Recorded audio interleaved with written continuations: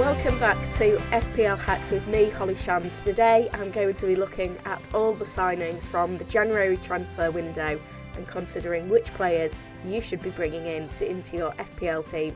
I'm going to be looking in each position at defenders, midfielders and forwards, and there's plenty of options to consider. Let's get into it. Starting with defenders then, the one that jumps out to me the most right now is Aston Villa's Lucas Digne, a big transfer for him.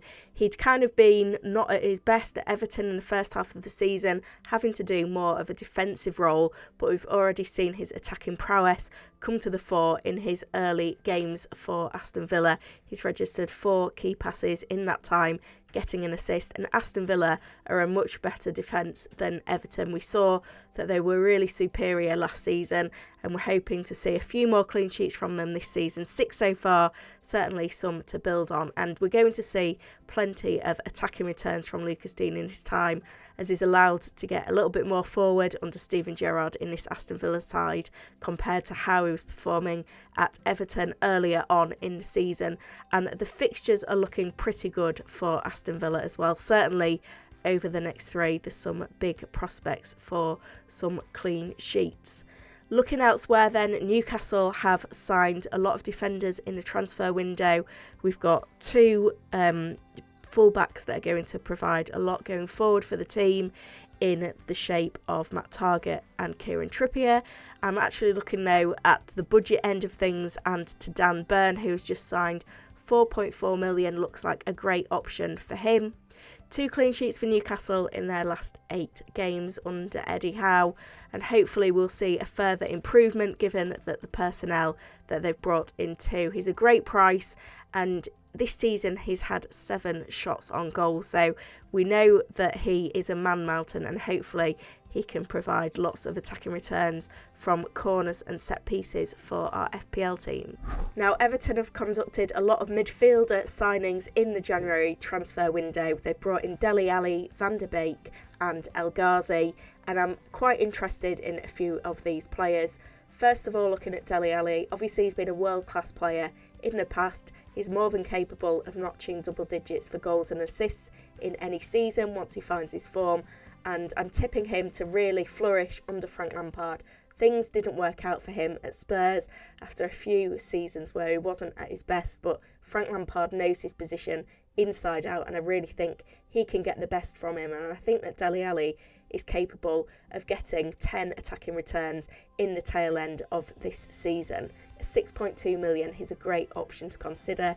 Even cheaper though is Van der Beek, just 5.7 million for the Everton midfielder. He is going to be playing further back, less of an attacking role than Dele Alli, but he's still capable of getting those attacking returns.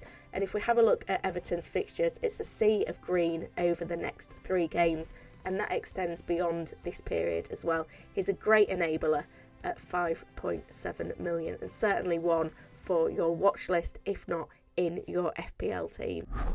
Looking to the rest of our attackers then, and I'm looking back at Aston Villa and looking to Philippe Coutinho, 7 million. Obviously, he's started to get some fitness now, having not played that many minutes in La Liga this season. He's had 1 appearance from the bench and 1 start.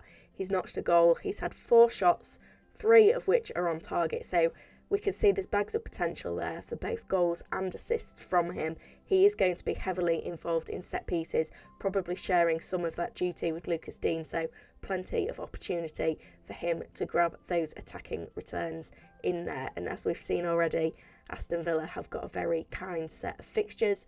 Also looking to our front line now, and I think the biggest signing of the window and the biggest piece of business was done by Burnley, taking from Wolfsburg Weghorst, who looks like a fantastic option for our fantasy teams. 6.5 million. He is a player that's capable of getting double digits for goals in any season.